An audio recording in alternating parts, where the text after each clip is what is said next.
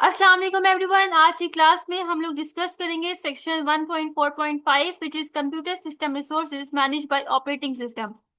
इसको हम लोग अपने नोट्स से स्टार्ट करते हैं। अगर आपको ये नोट्स चाहिए तो ये नोट्स भी मैं आपको प्रोवाइड कर दूंगी। आज के लेक्चर में हम लोग किस चीज को डिस्कस करेंगे कि जो ऑपरेटिंग सिस्टम है वो किस तरह से मैनेज कर रहा है कंप्यूटर हार्डवेयर रिसोर्सेज को। कंप्यूटर हार्डवेयर रिसोर्सेज में सीपीयू आ जाता है, मेमोरी मैनेजमेंट आ जाता है, और स्टोरेज डिवाइसेस आ जाती हैं, और लास्ट में इनपुट आउटपुट डिवाइसेस आ जाती हैं। हम लोग इन सब रिसोर्सेज को डिस्कस करेंगे कि ऑपरेटिंग सिस्टम किस तरह से इनकी फंक्शनिंग को स्मूथली परफॉर्म कर रहा है। ओके, इसको स्टार्ट करते हैं। The operating system is responsible for managing की hardware resources in a computer system to ensure efficient and smooth functioning. कि ऑपरेटिंग सिस्टम का ये टास्क होता है, ये जॉब होती है कि वो हार्डवेयर रिसोर्सेज को मैनेज करता है जो कंप्यूटर सिस्टम के अंदर होते हैं, ताकि वो एफिशिएंटली और स्मूथली अपनी फंक्शनिंग को परफॉर्म करें। अब आगे जो है वो उसके फोर मेन रिसोर्सेज हैं जिसको हम लोग डिस्कस करेंगे, जिसमें सबसे फर्स्ट है CPU, central processing unit management. अब सीपीयू क्या है? जैसे कि हम लोग स्टार्ट से पढ़ते आ रहे हैं कि सीपीयू कंप्यूटर का ब्रेन होता है। हम इसको इसलिए ब्रेन कहते हैं क्योंकि जितनी भी इंस्ट्रक्शन होती है वो कौन एग्जीक्यूट करता है? वो सीपीयू एग्जीक्यूट करता है। ऑपरेटिंग सिस्टम अब क्या करता है? ऑपरेटिंग सिस्टम सीपीयू को मैनेज करता है। कैसे मैनेज करता है? Scheduling processing using algorithm.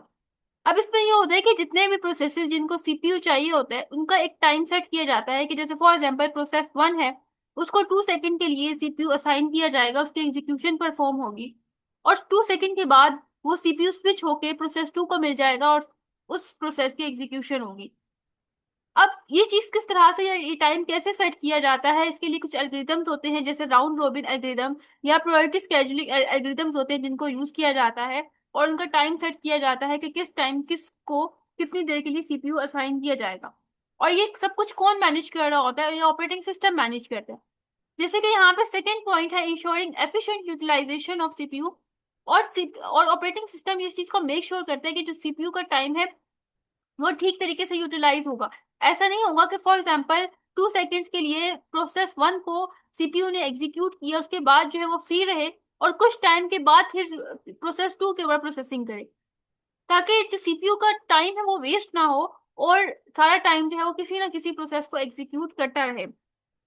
Next है prioritising task based on importance. अब यहाँ पे क्या कह रहे हैं कि किस टास्क को पहले सीपीयू ने एग्जीक्यूट करना है। वो जो भी टास्क जो ज्यादा इंपॉर्टेंट होगा उसको प्रायोरिटी दी जाएगी कि फर्स्ट वन पे पहले उस टास्क को एग्जीक्यूट किया जाए, फिर उसके बाद अगर जो है कोई और टास्क है तो उसको एग्जीक्यूट किया जाए। मतलब जिसकी इंपॉर्टेंस ज्यादा होगी उस टास्क को पहले एग्जीक्यूट किया जाएगा। Handling interrupt that require immediate attention. अब इसका क्या मतलब है कि देखो कुछ इंटरप्ट आ जाते हैं, जैसे कि हम लोगों ने प्रीवियस क्लास में इंटरप्ट के बारे में पढ़ा था कि इंटरप्ट एक ऐसा सिग्नल होता है जो कि जिस सीपीयू जिस प्रोसेस के ऊपर एग्जीक्यूशन परफॉर्म कर रहा होता है उसको वहीं पे वो स्टॉप कर देता है, वहीं पे उसके स्टेट को पॉज कर देता है, और पहले जो इंटरप्ट होता है उसको हैंडल करता है। मतलब इंटरप्ट एक ऐसा सिग्नल होता है जो कि कह रहा होता है कि इसको पहले अटेंशन चाहिए, इसको इस टास्क को पहले एग्जीक्यूट करना है। तो सीपीयू क्या करता है, जो प्रीवियस टास्क होता है उसको छोड़ के पहले जो अर्जेंट टास्क आया होता है जिसको जो है वो इमीडिएट अटेंशन की जरूरत होती है, पहले उसको वो हैंडल करता है, उसको पहले एग्जीक्यूट करता है, फिर वापस जो है जिस टास्क को पहले से कर रहा था फिर उसकी जो स्टेट होगी वहीं से उसको कंटिन्यू करेगा। तो जितने भी इंटरप्ट आ रहे होते हैं उसको भी वो हैंडल करता है। लास्ट वन है रिजॉल्विंग डेडलॉक दैट में अकर बिटवीन प्रोसेसेस। अगर प्रोसेसेस के दरमियान डेडलॉक आ जाता है तो उसको भी रिजॉल्व करता है ऑपरेटिंग सिस्टम। डेडलॉक भी हम लोगों ने प्रीवियस लेक्चर में पढ़ा था कि डेडलॉक का क्या कॉन्सेप्ट है। इसका ये कॉन्सेप्ट है कि जैसे कि एक प्रोसेस 1 है, ठीक है, उसके पास एक रिसोर्स है, इसी तरह से एक प्रोसेस 2 है, उसने जो है वो एक रिसोर्स होल्ड की हुई है, लेकिन प्रोसेस 1 को वो रिसोर्स चाहिए जो प्रोसेस 2 ने होल्ड की हुई है, लेकिन वो उसको रिलीज नहीं कर रहा क्योंकि उसको प्रोसेस 1 के पास जो रिसोर्स है वो उसकी जरूरत है। तो दोनों अपनी अपनी रिसोर्स रिलीज नहीं कर रहे, जिसकी वजह से उनका काम वहीं पे स्टॉप हुआ हुआ है। तो ये डेडलॉक की कंडीशन होती है, इसको भी कौन रिजोल्व करता है? ऑपरेटिंग सिस्टम रिजोल्व करता है। ऑपरेटिंग सिस्टम का मेन गोल क्या होता है? Ensure fair and efficient CPU time distribution among running program. वो क्या कह रहे हैं कि जितने भी प्रोग्राम्स चल रहे हैं, अब हर प्रोग्राम को जो है वो इक्वल सीपीयू का टाइम मिलना चाहिए, इक्वलिटी होनी चाहिए, ठीक है, और एफिशिएंटली सीपीयू का टाइम जो है वो डिस्ट्रीब्यूट होना चाहिए। नेक्स्ट पे आ जाते हैं हम लोग मेमोरी मैनेजमेंट। ऑपरेटिंग सिस्टम का मेमोरी मैनेजमेंट के अंदर क्या रिस्पॉन्सिबिलिटी है? Operating system is responsible for managing the system RAM main memory. RAM को मेन मेमोरी और टेम्पररी मेमोरी कहा जाता है। अब यहाँ पे ऑपरेटिंग सिस्टम का टास्क होता है कि वो रैम को भी मैनेज करते हैं। इसके अंदर क्या क्या चीजें आ जाती हैं, जैसे कि फर्स्ट पॉइंट है allocation and deallocation of a memory to different programs. इसका मतलब क्या है, एलोकेट का मतलब क्या होता है, डी एलोकेट का मतलब क्या होता है कि एक प्रोग्राम जो हार्ड डिस्क के अंदर इस वक्त लोकेटेड है, लेकिन क्योंकि उसके ऊपर एग्जीक्यूशन सीपीयू ने परफॉर्म करनी है, जिसकी वजह से उसको रैम में आना है, रैम में वो लोड होके जो प्रोग्राम डिस्क के अंदर पड़ा हुआ है वो लोड होके रैम के अंदर आएगा।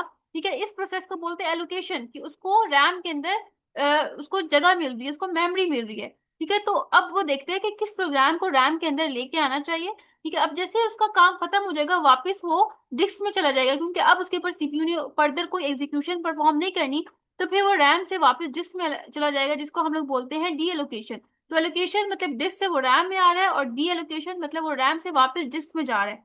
अब वो क्या कह रहे हैं, मैनेजिंग मेमोरी हायरार्की। ठीक है, इसके अलावा जो मेमोरी की हायरार्की है, जैसे पहले डिस्क होता है, जो प्रोग्राम है वो डिस्क में पड़ा होता है, उसके बाद अगर उसके ऊपर कोई एग्जीक्यूशन परफॉर्म होनी है, अगर उसको सीपीयू चाहिए, तो फिर वो वहां से रैम के अंदर आ जाता है, रैम से आगे वो कैशे में आ जाता है, कैशे से आगे फिर वो सीपीयू के अंदर जो हमारे पास रजिस्टर्स होते हैं उसके अंदर प्रोग्राम आ जाता है। तो एक पूरी हायरार्की बन रही है, इसको भी कौन मैनेज करता है, इसको भी ऑपरेटिंग सिस्टम मैनेज करता है। थर्ड पॉइंट है ensuring each process get enough memory, कि जितने भी प्रोसेसेस इस वक्त एग्जीक्यूट हो रहे हैं उनको जो है वो एक प्रॉपर मेमोरी चाहिए, जितनी उनको मेमोरी की नीड है उतनी उनको मिल रही है। इस चीज को भी कौन मेक श्योर करता है, ऑपरेटिंग सिस्टम मेक श्योर करता है। फिर लास्ट पॉइंट है optimising memory usage so no resources is wasted. इसका मतलब ये है कि जो भी प्रोसेस जिसको जिसको एग्जीक्यूट होना है, जिसको सीपीयू का टाइम चाहिए, वो रैम के अंदर आ जाता है। अब जैसे ही उसका काम खत्म हो जाता है, तो वैसे ही फौरन से वो डी एलोकेट होकर डिस्क में आ जाता है, ताकि अगर किसी और प्रोसेस को एग्जीक्यूट होना है तो उसके पास रैम के अंदर स्पेस हो, ताकि वो रैम के अंदर आ सके। इसका मेन गोल क्या होता है, efficiently distribute and protect memory among active processes. वो क्या करता है कि जितने भी प्रोसेसेस होते हैं उनको इक्वली जो मेमोरी है वो डिस्ट्रीब्यूट कर देता है। ठीक है, ये ना हो कि एक फॉर एग्जाम्पल प्रोसेस है, उसको मेमोरी चाहिए ही नहीं, तो वो फौरन से उसको डीएलोकेट करके डिस्क में भेज देता है, ताकि अगर ऐसा कोई प्रोसेस आ जाए जिसको मेमोरी की जरूरत है, तो ताकि उसको फौरन से वो जगह मिल जाए, और इक्वली हर प्रोसेस को मेमोरी दी जाती है। अब हम लोग आ जाते हैं स्टोरेज मैनेजमेंट की तरफ, कि किस तरह से ऑपरेटिंग सिस्टम स्टोरेज को मैनेज कर रहा होता है।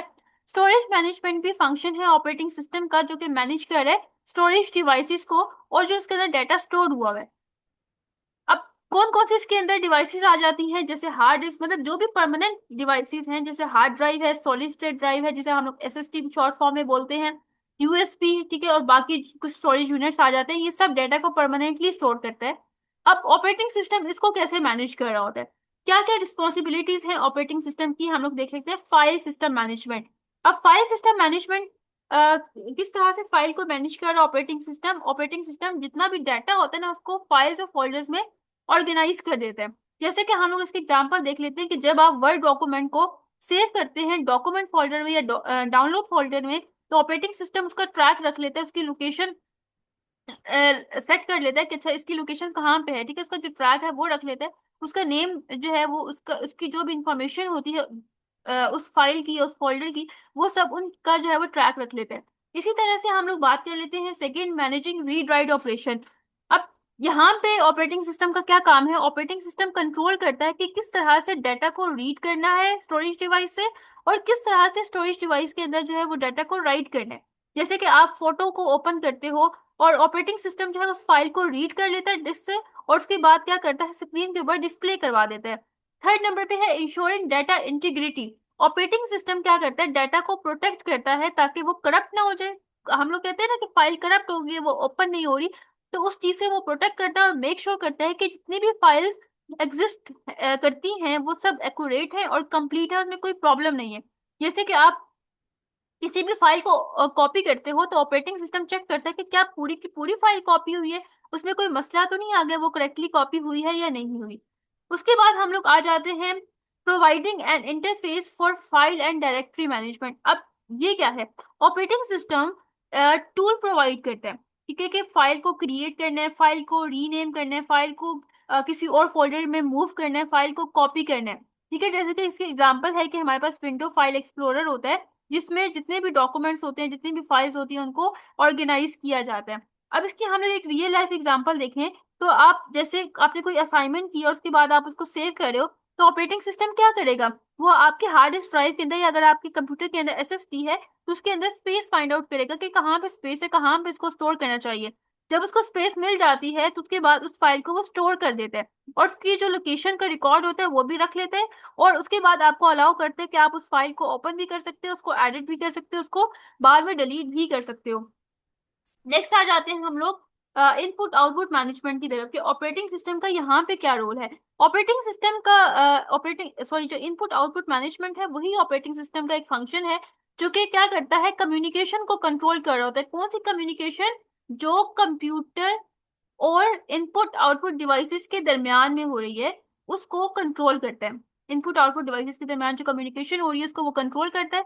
इनपुट डिवाइसेस में कीबोर्ड आ जाता है, माउस आ जाता है, स्कैनर आ जाता है, माइक्रोफोन आ जाता है। जबकि अगर हम लोग आउटपुट की बात करें तो आउटपुट में मॉनिटर आ जाता है, प्रिंटर आ जाता है, स्पीकर आ जाता है और प्रोजेक्टर आ जाता है। अब हम लोग इसकी रिस्पॉन्सिबिलिटीज देख लेते हैं कि कौन कौन से टास्क परफॉर्म करता है इनपुट आउटपुट को मैनेज करने के लिए। फर्स्ट वन है मैनेजिंग डिवाइसेस, डिवाइस कम्युनिकेशन। अब ऑपरेटिंग सिस्टम बेसिकली एक ब्रिज की तरह एक्ट कर रहा होता है, ठीक है, एक बीच में एक इंटरमीडिएट डिवाइस होती है सॉफ्टवेयर और हार्डवेयर के दरमियान। इनकी जो आपस में कम्युनिकेशन होती है इसको ऑपरेटिंग सिस्टम मैनेज करता है। जैसे फॉर एग्जांपल एक कीबोर्ड है, ठीक है, वो एक इनपुट डिवाइस है। अब आप क्या करते हो, उससे की प्रेस करते हो, तो अगर आपने एमएस वर्ड खोला हुआ है तो वहां पे आपको टाइपिंग नजर आ रही होती है। फॉर एग्जाम्पल आपने कीबोर्ड के थ्रू ए प्रेस किए तो सामने आपको सॉफ्टवेयर के ऊपर नजर आएगा। अब देखिए वो आपस में कम्युनिकेट कर रहे हैं, लेकिन इनको कौन मैनेज करता है, इनको ऑपरेटिंग सिस्टम मैनेज करता है। इसी तरह से इसका सेकंड पॉइंट आ जाता है buffering data during input output operation. इसका क्या मतलब है कि जो ऑपरेटिंग सिस्टम है टेम्पररी आपके डाटा को स्टोर कर लेते हैं, किसमें, बफर के अंदर। बफर के अंदर बेसिकली डाटा को टेम्पररी स्टोर किया जाता है। अगर उस डाटा को ट्रांसफर करना हो, ठीक है, तो वहां पे उसको स्टोर किया जाता है। जैसे फॉर एग्जांपल कि आप एक लार्ज डॉक्यूमेंट को प्रिंट करवा रहे हो, तो ऑपरेटिंग सिस्टम पहले क्या करेगा, उस डाटा को अपने अंदर मतलब बफर के अंदर स्टोर करेगा और बाद में फिर क्या करेगा, उस प्रिंटर को सेंड करेगा ताकि प्रिंटर उसको प्रिंट कर सके। जैसे आपने यूट्यूब वीडियोस देखते होंगे, तो अब कभी कभी क्या होता है, इंटरनेट चला जाता है लेकिन फिर भी कुछ टाइम के लिए, कुछ सेकंड्स के लिए आपकी वीडियो चल रही होती है। आपका इंटरनेट तो नहीं होता लेकिन फिर भी वो चल रही होती है। जैसे कि आप टिकटॉक को यूज करते होगे तो वहां पे इंटरनेट जाने के बाद भी कुछ वीडियोस ऑटोमेटिकली चल रही होती है। वो कैसे चलती है, क्योंकि वो वीडियोस बफर के अंदर स्टोर हुई होती है टेम्पररी, तो इसलिए आप उन वीडियोस को देख सकते हो। फिर हम लोग थर्ड पे आ जाते हैं ensuring input output operation are smooth and efficient. अब इसका क्या मतलब है कि ऑपरेटिंग सिस्टम कोऑर्डिनेट कर रहा होता है मल्टीपल डिवाइसेस के साथ ताकि वो इकट्ठे काम कर सके और कोई उनके दरमियान कोई कॉन्फ्लिक्ट भी ना आए। जैसे फॉर एग्जांपल आप म्यूजिक सुन रहे हो, साथ साथ आप डॉक्यूमेंट टाइप कर रहे हो। अब ये कैसे पॉसिबल है, क्योंकि दोनों टास्क को ऑपरेटिंग सिस्टम मैनेज कर रहा है कि वो साइमल्टेनियसली एक साथ काम कर रहे हैं। लास्ट वन है handling device driver for proper hardware functioning. अब देखिए जब भी आपने सॉफ्टवेयर को हार्डवेयर के साथ कनेक्ट करना होता है और उसके साथ काम करना होता है तो उसके लिए आपको ड्राइवर इंस्टॉल करना पड़ता है। जैसे फॉर एग्जांपल आपने कोई डॉक्यूमेंट प्रिंट करवाना है तो उसके लिए आपको जो प्रिंटर का ड्राइवर है वो इंस्टॉल करना पड़ता है, करना पड़ेगा। तो अब यहाँ पे ऑपरेटिंग सिस्टम का क्या रोल है, ऑपरेटिंग सिस्टम डिवाइस ड्राइवर को यूज कर रहा होता है हार्डवेयर के साथ कम्युनिकेट करने के लिए। जैसे कि मैंने भी आपको प्रिंटर की एग्जांपल दी कि आप कोई भी नया प्रिंटर कनेक्ट करते हो तो विंडो क्या करता है, पहले इंस्टॉल करता है प्रिंटर ड्राइवर के साथ, सॉरी ड्राइवर को इंस्टॉल करता है और उसके बाद फिर उसकी फंक्शन जो है वो करेक्टली परफॉर्म हो रही होती है। जैसे कि हम लोग इसकी रियल लाइफ एग्जांपल देख लेते हैं कि जब आप किसी भी डॉक्यूमेंट को प्रिंट करते हो तो एप्लीकेशन पहले क्या करती है, एक डॉक्यूमेंट सेंड करती है ऑपरेटिंग सिस्टम को, फिर ऑपरेटिंग सिस्टम उस प्रिंटर ड्राइवर को यूज करता है और जो डाटा बफर के अंदर मेमोरी में पड़ा होता है फिर उसको वो प्रिंटर को रिसीव हो जाता है वो डाटा, और उसके बाद फिर इस डॉक्यूमेंट को वो प्रिंट कर लेता है। अब हम लोग नेक्स्ट टॉपिक की तरफ आते हैं, file system structure and organisation. Okay, file system क्या है, ये भी क्रिटिकल कंपोनेंट, एक इंपॉर्टेंट टास्क है ऑपरेटिंग सिस्टम का, जिसमें ऑपरेटिंग सिस्टम का क्या काम होता है, जितनी भी फाइल्स होती हैं उनको ऑर्गेनाइज करता है, उनको स्टोर करता है, उनको रिट्रीव करता है मतलब एक्सेस करता है, और जितनी भी स्टोरेज डिवाइसेस हैं उसके अंदर डाटा को मैनेज कर रहा होता है। जैसे हार्ड ड्राइव के अंदर डाटा को मैनेज करता है, एसएसडी के अंदर और यूएसबी के अंदर। अब फाइल सिस्टम कंपोनेंट्स के बारे में हम लोग पढ़ लेते हैं। एक फाइल होती है, फाइल बेसिकली एक स्मॉलेस्ट यूनिट होता है डाटा स्टोरेज का। अब जैसे कि मैं अगर आपको दिखाऊं, यहाँ पे हम लोग फाइल एक्सप्लोरर भी ओपन कर सकते हैं। जैसे कि ये हमारे पास फाइल एक्सप्लोरर ऑलरेडी ओपन हुआ है। तो यहाँ पे अगर हम लोग देखें तो ये डिफरेंट फोल्डर्स हैं, इसके अंदर डिफरेंट फाइल्स होती हैं। ठीक है, ये हमारे पास सबसे स्मॉलेस्ट यूनिट होता है। फाइल के अंदर हम लोग कोई और डिफरेंट फाइल्स नहीं रख सकते, क्योंकि फोल्डर के अंदर हम लोग डिफरेंट फोल्डर्स भी रख सकते हैं और डिफरेंट फाइल्स भी रख सकते हैं। जैसे कि ये हमारे पास डाउनलोड क्या कहते हैं, डाउनलोड का फोल्डर है और उसके अंदर हम लोगों ने डिफरेंट फाइल्स रखी हुई हैं। ओके, अब उसके बाद किसको रिप्रेजेंट कर रहा होता है, कलेक्शन ऑफ बाइट्स को, जो कि जिसके अंदर स्टोर हुई है। इसका क्या मतलब है कि जितना भी हमारा डाटा होता है, जब वो कंप्यूटर के अंदर स्टोर होता है तो वो बिट्स और बाइट्स की फॉर्म में कन्वर्ट हो जाता है। जैसे हम लोगों ने कहा था कि वो बाइनरी लैंग्वेज में कन्वर्ट हो जाता है। तो बाइनरी लैंग्वेज में जो सबसे स्मॉलेस्ट यूनिट है वो बिट होता है, मतलब 0 या 1। लेकिन अगर हम लोग बात करें कि जो 1 बाइट होती है वो 8 बिट के इक्वल होती है, तो जितना भी बिट में डाटा होता है वो फिर बाइट में कन्वर्ट हो जाता है और वो फिर डिस्क के अंदर स्टोर होता है। अब जो फाइल्स है उसकी कौन कौन सी टाइप हो सकती है, जैसे dot text TXT text file हो सकती है, डॉट एक्जी फाइल हो सकती है, डॉट जेपीजी जो कि इमेजेस की फॉर्म में होते हैं, डॉट एमपी4 जो कि वीडियोस होती हैं। ठीक है, जितनी भी वीडियोस इमेजेस, ठीक है, जो या जैसे हम लोग एमएस वर्ड के ऊपर काम करते हैं तो उसके बाद जो डॉक्यूमेंट हम लोग सेव करते हैं तो उसके बाद हमारे पास जो फाइल क्रिएट होती है वो डॉट डॉक्स की फॉर्म में होती है या डॉट पीडीएफ हो सकता है। ये सब हमारे पास फाइल की टाइप्स हैं। इसके बाद आते हैं हम लोग डायरेक्टरीज, जिसे हम लोग फोल्डर्स भी बोलते हैं। अब फोल्डर बेसिकली एक कंटेनर की तरह होता है जिसके अंदर डिफरेंट फोल्डर्स और फाइल्स एग्जिस्ट करती हैं और ये आपको हायरार्किकल स्ट्रक्चर प्रोवाइड कर रहा होता है।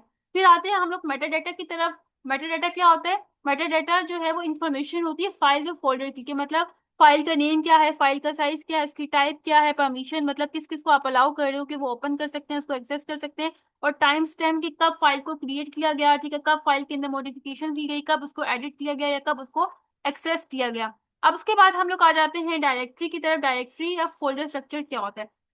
अच्छा जी, अब बेसिकली इसमें जो है वो डिफरेंट स्ट्रक्चर्स आ जाते हैं, जैसे कि सिंगल लेवल डायरेक्टरी है, ठीक है, 2 लेवल डायरेक्टरी है, मल्टी लेवल डायरेक्टरी है। सबसे पहले हम लोग सिंगल लेवल डायरेक्टरी को देख लेते हैं। सिंगल लेवल डायरेक्टरी में क्या होता है कि जितनी भी फाइल्स होती हैं वो एक ही उसकी मेन रूट होती है जहाँ पे वो स्टोर हुई होती हैं। जैसे फॉर एग्जाम्पल आपने एक फोल्डर बना लिया क्लास 10 के नाम से। अब उसके बाद जितने भी नोट्स होंगे आप इसी फोल्डर्स के अंदर वो नोट्स सेव करते जाएंगे।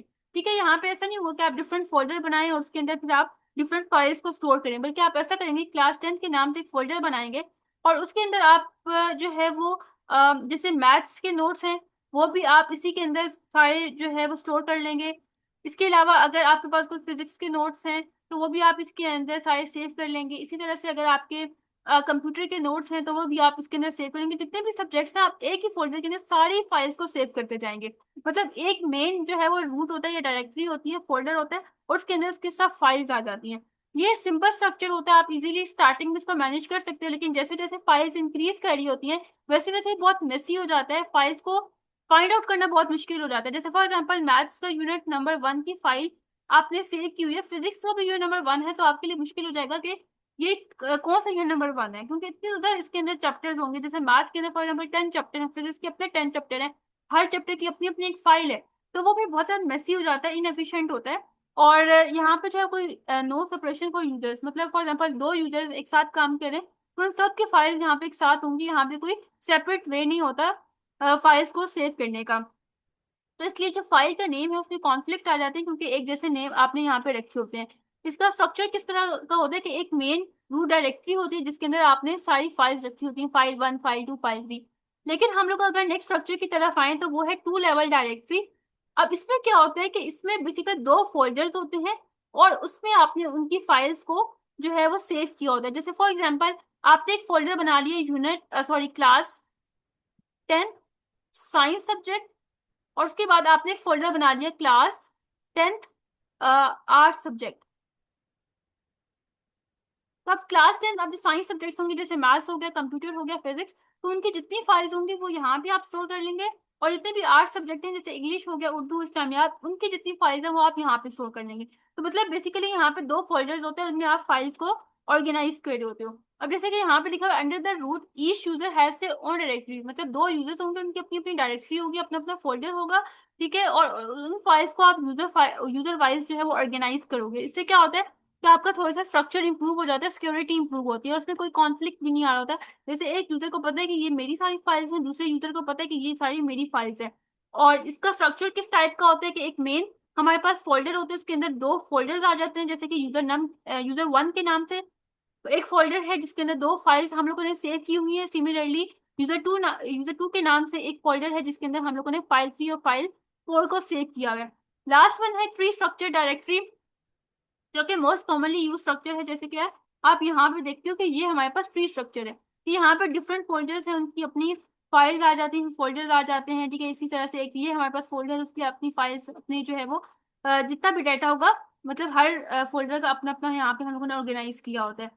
तो इसका हम लोग स्ट्रक्चर भी देख लेते हैं। ये हायरार्किकल ट्री होता है, इसमें हम लोग फाइल व फोल्डर्स को अरेंज कर रहे होते हैं। इसके अंदर क्या होता है, फाइल्स के अंदर, सॉरी फोल्डर्स के अंदर सब फोल्डर्स होते हैं, फिर उसके अंदर फिर फोल्डर होता है, उसके अंदर फिर फोल्डर होते हैं। इस तरह से हमने इसको अरेंज किया होता है। जैसे कि अगर हम लोग यहाँ पे देखें तो अब यहाँ पे एक फोल्डर है, इसको हमने ओपन किया, इसके अंदर दोबारा से सब फोल्डर था, फिर इसको ओपन किया, फिर फोल्डर आ गया, फिर इसको ओपन किया, फिर फोल्डर आ गया, ठीक है। तो इसी तरह से फोल्डर के अंदर हम लोग ने यहाँ पे फोल्डर्स रखे होते हैं।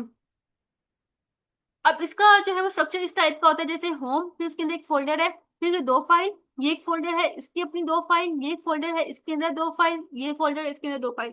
जैसे कि हम इसकी अगर रियल लाइफ एग्जांपल देखें तो इस तरह से होता है कि आपने एक फोल्डर बना लिया क्लास 10th के नाम से, उसके अंदर फिर आपने दोबारा से फोल्डर बना लिया मैथ्स का, उसके अंदर फिर आपने यूनिट नंबर 1 की एक फाइल रख ली है, यूनिट नंबर 2 की एक फाइल रख ली है, यूनिट नंबर 3 की एक फाइल रख ली। इस तरह से करते करते सारी फाइल्स रख ली है। फिर आपने एक और फोल्डर बनाया कंप्यूटर के नाम से, और उसके लिए आपने फर्दर जितने भी उसके यूनिट थे उसकी फाइल बना ली है। फिर इसी तरह से आपने अलग से क्या कहते हैं, इंग्लिश का एक फोल्डर बना लिया है, और उसके अंदर आपने क्या किया, उसकी जो है वो अपने फाइल्स रखनी है। तो इस तरह से करके एक हायरार्की का स्ट्रक्चर होता है, और ये सबसे बेस्ट होता है। अब हम लोग नेक्स्ट आ जाते हैं फाइल एलोकेशन मेथड की तरफ। अब इसमें क्या है कि ऑपरेटिंग सिस्टम को यूज किया जाता है फाइल एलोकेशन मेथड में, और वो डिसाइड करता है कि किस तरह से फाइल्स को आपने डिस्क के अंदर, मतलब हार्ड डिस्क के अंदर स्टोर करवाना है। अब इसका जो फर्स्ट मेथड है वो है कंटिग्यूअस एलोकेशन। अब इसमें क्या होता है, in contiguous allocation a file stored in one continuous block of memory on the hard disk. इसका मतलब क्या है कि जो कंटिग्यूअस एलोकेशन मेथड होता है, इसमें यहाँ पे बेसिकली जैसे आप कह सकते हो कि इस तरह से स्पेसेस बने होते हैं और फाइल को स्टोर करना होता है। अब फॉर एग्जांपल हमारा जो फाइल है वो 2 ब्लॉक्स के ऊपर कंसिस्ट करती है, मतलब इतनी वो स्पेस लेगी फाइल को स्टोर करने के लिए, इतनी स्पेस चाहिए फाइल को। तो अब यहाँ पे क्या होगा कि जितनी भी फाइल होगी वो एक ही जगह पे स्टोर होगी। ऐसा नहीं होगा कि हाफ फाइल यहाँ पे स्टोर हो जाए और बीच में ये पहले से किसी और ने रिजर्व किया हुआ है तो आधी फाइल यहाँ पे सेव हो जाए, ऐसे नहीं होता। बल्कि जहां पे भी सेव होनी है पूरी एक ही जगह उसने लेनी होगी, इकट्ठी पूरी फाइल सेव होगी। ये होता है कंटिन्यूअस एलोकेशन। यहाँ पे वो क्या कह रहे हैं कि एक ही कंटिन्यूअस ब्लॉक में सेव होगी, ठीक है। ये सारे ब्लॉक्स हैं और बिल्कुल इकट्ठी जो है वो पूरी फाइल सेव होगी। अब वो क्या कहते हैं, इसका एडवांटेज क्या है कि ये बहुत फास्ट होती है, इसको आप जल्दी रीड कर सकते हो। क्यों? क्योंकि ये पार्ट्स में डिवाइड नहीं हुई होती। जैसे फॉर एग्जांपल ये हमारे पास ब्लॉक्स हैं, तो हाफ फाइल यहाँ पे सेव हुई हुई है, हाफ फाइल यहाँ पे, हाफ फाइल यहाँ पे। तो ऐसा नहीं करना पड़ा कि पहले हम इसको रीड करें फिर हमें आगे ढूंढना पड़े कि नेक्स्ट पार्ट इसका कहाँ पे, ताकि हम इसको रीड करें। ये एक ही जगह पे पूरी होती है तो हम लोग इसको रीड आउट कर सकते हैं। फिर उसके बाद क्या है कि आप इजीली इसको एक्सेस भी कर सकते हो। इसका लेकिन डिसएडवांटेज क्या होता है कि अगर हमें फाइल के साइज को इंक्रीज करना पड़े तो बहुत मुश्किल होता है। क्यों? क्योंकि जैसे फॉर एग्जांपल ये हमारे पास ब्लॉक है और इतनी सी जगह पे हमारे पास जो फाइल है वो हमारी स्टोर हुई है, आगे कोई और फाइल है। तो हम क्या करेंगे कि हम ऐसा नहीं कर सकते, अब आगे जो फाइल स्टोर हुई है तो हम इसके बाकी पार्ट को यहाँ पे स्टोर कर लें। तो अगर इसको इंक्रीज करना हो तो हम लोग ऐसा नहीं करेंगे कि यहाँ पे आके आधे पार्ट को स्टोर कर लें, बल्कि यहाँ से हमें इस फाइल को हटाना पड़ेगा और स्पेस ढूंढनी पड़ेगी कि कहाँ पे जो है वो हमें स्पेस मिले कि हम पूरी फाइल को इसको सेव कर लें। तो इसको इंक्रीज करना बहुत मुश्किल होता है, ठीक है। और इसकी वजह से फ्रेगमेंटेशन होता है। फ्रेगमेंटेशन का मतलब ये होता है कि बीच में जो स्मॉल स्पेसेस होती हैं वो रिमेनिंग रह जाती हैं, ठीक है। अब जैसे कि फॉर एग्जांपल ये हमारे पास जो है वो ब्लॉक्स हैं, ठीक है। अब यहाँ पे क्या है कि हमारी पूरी फाइल यहाँ पे सेव हो गई है। अब बीच में एक स्पेस छोड़ दी है, एक स्पेस छूट दी है, फिर आधी फाइल जो है वो सेव हुई है। क्यों? क्योंकि पूरी की पूरी फाइल को एक जगह पे स्टोर होना है, तो जहां पे उसको इनफ स्पेस मिलती है फिर वहां पे वो स्टोर होता है। अब इन्होंने हमें एग्जांपल दिया है putting all pages of a book together on one shelf, ठीक है। हम लोग एक शेल्फ के पूरी की पूरी बुक रखते हैं। ऐसा नहीं करेंगे कि हाँ अगर वो पूरी बुक वहां पे नहीं आ रही तो हम उसको जो है वो 2 पीसेस में डिवाइड करके हाफ बुक एक जगह पे रखते हैं और जहां पे और हमें स्पेस मिल रही है वहां पे हम लोग हाफ बुक रखते हैं। ऐसा नहीं हो सकता। फिर आ जाते हैं हम लोग लिंक्ड एलोकेशन की तरफ। यहाँ पे क्या होता है कि जो हमारी फाइल होती है ना, हम उसको पीसीज में डिवाइड कर देते हैं और हर पीस को आपस में लिंक कर देते हैं। जैसे कि फॉर एग्जाम्पल हमारे पास ये ब्लॉक है और हमारी जो फाइल है, हाफ फाइल को हम लोगों ने यहाँ पे स्टोर सेव कर दिया, हाफ फाइल को हमने यहाँ पे सेव कर दिया। और फिर हमने क्या किया, अब इसका बाकी पार्ट कहाँ पे, हमने उसका इंडेक्स नंबर दे दिया कि अब बाकी जो पार्ट है वो लिंक कर देंगे कि बाकी पार्ट आपका एक इस वाले इंडेक्स नंबर पे लोकेटेड है। तो जब तक हम लोग यहाँ पे पहुंचेंगे, इसको रीड आउट करने के बाद हम लोग क्या करेंगे, मूव कर जाएंगे उसका, उसकी आगे जो नेक्स्ट पार्ट है उसको फाइंड आउट करेंगे कि उसका नेक्स्ट पार्ट कहाँ पे, ताकि हम लोग उसको रीड आउट कर सकें। इसको हम लोग इजीली ग्रो कर सकते हैं। क्यों? क्योंकि अब देखिए, जैसे फॉर एग्जाम्पल एक और पार्ट हम लोग को इसका ऐड करना है, तो वो हम लोग कहीं भी जाके इसको ऐड कर सकते हैं और बाद में फिर हम लोग क्या करेंगे, इसका जो लोकेशन है वो हम लोग उसको लिंक कर देंगे। लेकिन इसका डिसएडवांटेज क्या होता है कि इसको रीड आउट करना मुश्किल होता है। जैसे हम लोग दो पेजेस को पढ़ लिया, फिर हम लोग यहाँ पे हम लोग देखेंगे कि अच्छा इसका नंबर लिखा होगा कि उसका नेक्स्ट जो है वो कहाँ पे इसको लिंक किया हुआ है, फिर हमें फाइंड आउट करके वहां पे पहुंचना पड़ेगा। तो इसलिए ये स्लोअर होता है, क्योंकि यहाँ पे हर ब्लॉक को लिंक किया होता है। इसके इन्होंने क्या एग्जांपल दिया, a treasure hunt where you follow clues pointer to the next page. अच्छा, इसको अगर हम लोग बुक के एग्जांपल से देखें वो ज्यादा इजी होगी। कि ऐसे होता है कि हम लोग फॉर एग्जांपल एक चैप्टर पढ़ रहे हैं और उसके बीच में आ जाता है कि इसका जो नेक्स्ट पार्ट है वो यूनिट नंबर 5 में है। ठीक है, इस तरह से इसको लिंक किया जाता है। तो फिर हम लोग यूनिट नंबर 5 पे मूव करते हैं और वहां पे उसके बाकी रिमेनिंग पार्ट को जो है वो रीड आउट करते हैं। इसी तरह से हम लोग आ जाते हैं इंडेक्स एलोकेशन की तरफ। इंडेक्स एलोकेशन टेबल में इसमें क्या होता है कि हम लोग एक टेबल बना लेते हैं और उसमें हम लोग देखते हैं अच्छा कौन सी फाइल किस जगह पे लोकेटेड है। ठीक है, उनके एड्रेसेस हम लोग यहाँ पे सेट कर लेते हैं। तो इसको हम लोग डिटेल में पढ़ते हैं। Index table is created that store the addresses of all part of the file. जो पूरी की पूरी फाइल है उसको पार्ट्स में डिवाइड किया जाता है और उस पार्ट के एड्रेसेस इस टेबल के अंदर, इस इंडेक्स टेबल के अंदर हम लोग स्टोर कर लेते हैं। जैसे इसकी रियल लाइफ एग्जांपल अगर हम लोग देखें तो जब हम लोग अपनी बुक ओपन करते हैं तो जिसका स्टार्ट पेज होता है वहां पे लिखा होता है कि यूनिट नंबर 1 इस पेज पे, यूनिट नंबर 2 इस पेज पे।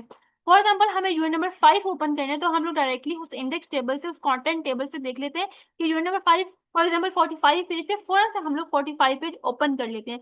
यहाँ पे भी ऐसे होता है कि जितने भी फाइल के पार्ट्स होते हैं वहां वो हम लोग यहाँ पे उसकी जो लोकेशन है वो स्टोर कर लेते हैं इंडेक्स टेबल के अंदर। एडवांटेज क्या होता है, can quickly jump to any part of the file, कि हम लोग फाइल के किसी भी पार्ट के ऊपर फौरन से जंप कर सकते हैं। लेकिन डिसएडवांटेज क्या होता है कि इसके लिए हमें एक्स्ट्रा स्पेस चाहिए होती है, क्योंकि इंडेक्स टेबल को भी तो हमें स्टोर करना होता है, उसके लिए हमें एक्स्ट्रा स्पेस की जरूरत होती है। अब हम लोग आगे आ जाते हैं फाइल सिस्टम टाइप्स की तरफ। अब ये क्या होता है, फाइल सिस्टम एक ऐसा मेथड होता है जो कि ऑपरेटिंग सिस्टम यूज करता है। क्यों यूज करता है? ताकि वो फाइल्स को ऑर्गेनाइज कर सके, फाइल्स को स्टोर कर सके, फाइल्स को रिट्रीव कर सके स्टोरेज डिवाइस में। अब हम लोग फर्स्ट मेथड देख लेते हैं, फैट फाइल एलोकेशन टेबल। अब फैट में क्या होता है, ये एक ओल्डेस्ट फाइल सिस्टम है जो कि विंडोज इसको बेसिकली यूज करता है। और कोई भी जैसे रिमूवेबल स्टोरेज डिवाइसेस होती है, रिमूवेबल मतलब वो डिवाइसेस जो रिमूव हो सकती हैं, जैसे यूएसबी। ठीक है, वो इनको यूज करते हैं। ये सिंपल होता है, इजी टू यूज होता है। ज्यादातर यूएसबी फ्लैश ड्राइव में इसको यूज किया जाता है, मेमोरी कार्ड्स में यूज किया जाता है और बहुत से ऑपरेटिंग सिस्टम इसको सपोर्ट कर रहे होते हैं। और ये कंपेटिबल भी होता है, जितने भी ऑपरेटिंग सिस्टम है उन सबके साथ काम कर लेते हैं। ठीक है, इजीली इसको मैनेज किया जा सकता है। लेकिन डिसएडवांटेज क्या होता है कि जो इसके सिक्योरिटी फीचर्स होते हैं वो बहुत लिमिटेड होते हैं। अगर बहुत लार्ज फाइल्स आ जाए तो उनको हैंडल करना बहुत मुश्किल हो जाता है।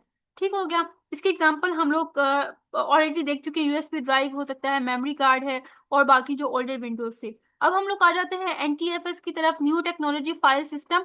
इसमें क्या होता है कि जो अच्छा, ये डिफॉल्ट फाइल सिस्टम है, ये हर कंप्यूटर के अंदर ऑलरेडी एग्जिस्ट करता है। जो मॉडर्न विंडो ऑपरेटिंग सिस्टम है उनके साथ ऑलरेडी आ रहा होता है। इसके फीचर्स की बात करें तो ये सपोर्ट करता है लार्ज फाइल्स को। ठीक है, इसके अंदर लार्ज फाइल्स भी स्टोर हो सकती हैं। फाइल सिक्योरिटी मतलब इसमें जो है वो सिक्योरिटी भी होती है कि मतलब आप जो है वो हर फाइल को इस तरह से ओपन नहीं कर सकते, पहले आपको परमिशन लेनी पड़ती है। इसके अलावा इसमें कंप्रेशन का फीचर आ जाता है। कंप्रेशन मतलब फॉर एग्जाम्पल अगर बहुत लार्ज फाइल है और वो इसके अंदर सेव नहीं हो सकती तो उस फाइल को आप रिड्यूस भी कर सकते हो, उसके साइज को आप रिड्यूस करके उसके बाद आप स्टोर कर सकते हो। उसके बाद डिस्क कोटाज आ जाते हैं। मतलब इसमें क्या कह रहे हैं कि हर यूजर के लिए जो है वो एक स्पेसिफिक स्टोरेज रखी जाती है कि बस आप इतनी ही उस स्टोरेज को यूज कर सकते हो, मतलब लिमिट कर दिया जाता है अमाउंट ऑफ स्टोरेज को। इसके एडवांटेजेस क्या होते हैं, इसमें सिक्योरिटी हाई होती है, लार्ज फाइल को सपोर्ट कर रहा होता है, ये रिलायबल होता है, एफिशिएंट होता है। ठीक हो गया। अब हम आगे बात कर लेते हैं EXT3 और EXT4 मतलब एक्सटेंडेड फाइल सिस्टम की। जो कि बेसिकली लिनक्स में यूज किया जाता है, ठीक है, लिनक्स ऑपरेटिंग सिस्टम में। अगर हम लोग एक्सटेंडेड सी के फीचर्स देखें तो ये स्टेबल होता है, रिलायबल होता है, और ये जर्नलिंग को सपोर्ट करता है। जर्नलिंग एक ऐसा फीचर होता है जिसमें फाइल सिस्टम का रिकॉर्ड रखा जाता है। अगर उसके अंदर कोई चेंजेस की भी गई हैं तो उसका भी रिकॉर्ड रखा जाता है। ठीक हो गया। जैसे फॉर एग्जांपल आप जो है वो कंप्यूटर को यूज कर रहे थे और अचानक से आपकी लाइट चली गई है, तो आप एक फाइल के ऊपर काम कर रहे थे या आप कुछ टाइपिंग कर रहे थे, तो जैसे लाइट चली जाएगी तो आपका कंप्यूटर शट डाउन हो जाएगा। लेकिन जैसे ही लाइट आएगी आप उसको ऑन करोगे तो जो आपकी जितना आपने उस फाइल के ऊपर काम किया होगा वो वहां तक ऑटोमेटिकली सेव हो गया होगा, आप उसको रिकवर कर सकते हो। इसी तरह से अगर हम लोग जो है वो इसके एडवांटेजेस देखें तो ये बेटर परफॉर्म करता है, इसकी फास्टर परफॉर्मेंस होती है, ये रिलायबल भी ज्यादा है, इसमें लार्ज अमाउंट में जो डाटा है वो स्टोर किया जा सकता है, और इसमें क्रैश रिकवरी भी है कि अगर आपका डाटा क्रैश हो गया है, ठीक है, डिलीट हो गया है, तो आप उसको रिकवर कर सकते हो। इसकी एग्जांपल आ जाती है युबंटो लिनक्स, ठीक है, उसके अलावा और भी कुछ हैं, डेबियन लिनक्स है। अब आगे हम लोग आ जाते हैं कि फाइल के कौन कौन से ऑपरेशंस होते हैं। फाइल के बेसिक ऑपरेशंस में क्रिएट का ऑपरेशन आता है, जिसमें हम लोग न्यू फाइल या न्यू फोल्डर क्रिएट करते हैं, उसको बनाते हैं। ओपन में क्या होता है कि हम लोग फाइल को ओपन कर सकते हैं, उसके अंदर उसको उसके अंदर जो डाटा है उसको रीड कर सकते हैं, उसके अंदर जो डाटा है उसके अंदर हम लोग एडिटिंग कर सकते हैं, राइटिंग कर सकते हैं। रीड के ऑपरेशन में क्या होता है कि डाटा को हम लोग रिट्रीव करते हैं फाइल से, उसको एक्सेस करते हैं। राइट के ऑपरेशन में अगर हम लोगों ने कुछ डाटा इंसर्ट करना है, उसको अपडेट करना है, वो हम लोग कर सकते हैं। डिलीट में हम लोग फाइल या डायरेक्टरी मतलब फोल्डर वगैरह को रिमूव कर सकते हैं। और रीनेम के अंदर जो हमारे फाइल फोल्डर का नाम है उसको हम लोग चेंज कर सकते हैं। यहाँ पे ये लेक्चर एंड हो गया है। नेक्स्ट लेक्चर हमारे पास 1.5 सेक्शन है, इसको हम लोग नेक्स्ट क्लास में स्टार्ट करेंगे। आई होप तो आज की लेक्चर आपको समझ आया होगा। इन केस भी कोई क्यूरी है तो आप कमेंट सेक्शन में पूछ सकते हैं।